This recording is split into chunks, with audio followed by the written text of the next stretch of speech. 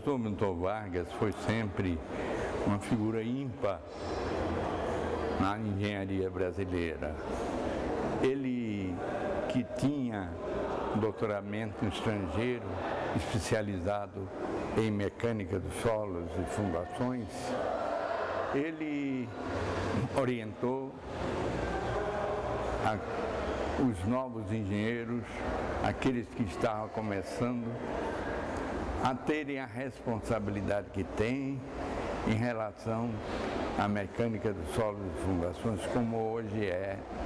Fiz um concurso para professor da Poli. Eu acho que foi um concurso complicado, né? Com várias provas, várias coisas. O professor Milton Vargas foi meu professor da Escola Politécnica na parte de laboratório. Ele era assistente também do professor Odair Grilo e dava as aulas de laboratório. Então foi um engenheiro, também ele sempre trabalhou, sempre fez engenharia também, o professor Milton Vargas. Então me entusiasmava muito com ele, porque ele dava coisas que eram de interesse, né? Tanto é que vários trabalhos que eu fiz, trabalhos publicados em congresso, né, fez muitas vezes agradecimentos ao Milton Vargas pelo conhecimento que ele nos deu e que me entusiasmou demais dentro da cadeira, da matéria. Então a gente ia assistir às aulas com gosto.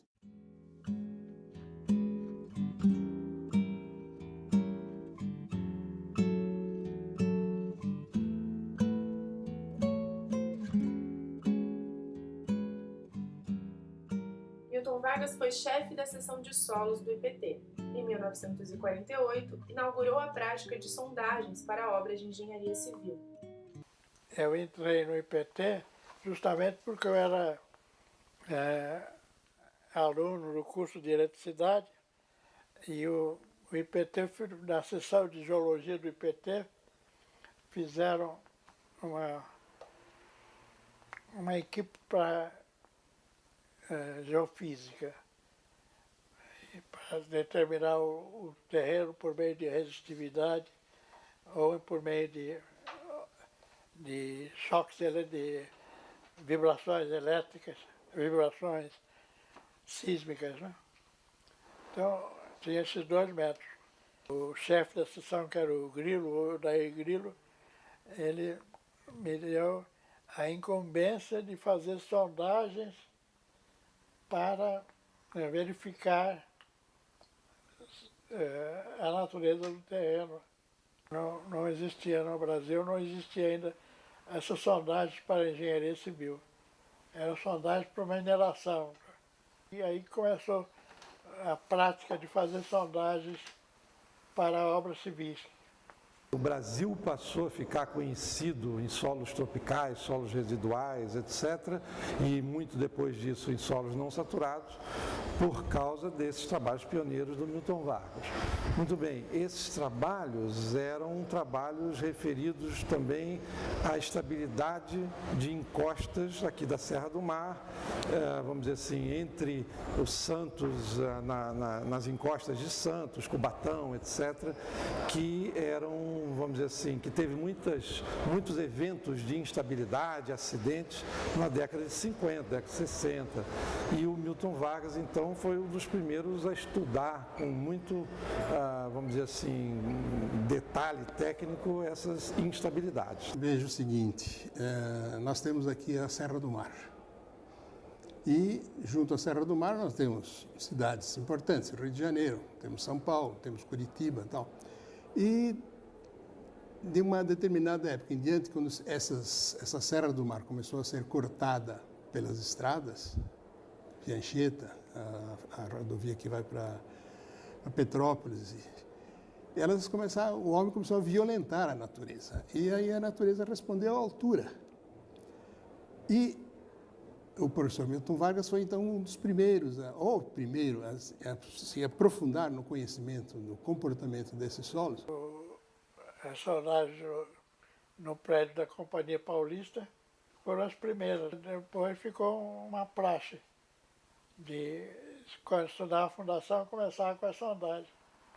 O professor Milton Vargas estudou profundamente isso e estabeleceu formas de raciocínio, formas de interpretar os fenômenos e como recuperar esses solos, entendeu? Então, a participação do professor Milton Vargas nesse aspecto é ímpar.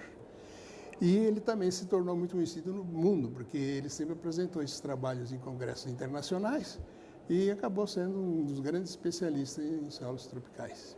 O prédio da Companhia Paulista de Seguros, né? Começou a inclinar. Então veio a história de como consertar aquilo tudo. Falar de congelamento do solo. Então congelava o solo, congelava a água no solo, e o solo, que era mole, ficava resistente. E o solo ali ficava firme, né, duro, a pedra não caiu. Ao longo da carreira dele, uma carreira de sucesso como professor, como engenheiro, ele trabalhou não só nesses temas, mas ele também tem artigos belíssimos em outros temas e profissionais também, na parte de barragens. Ele foi uma pessoa muito reconhecida, fundou uma empresa que é a Temag, que é muito conhecida na engenharia brasileira, né, uma projetista de grande nome.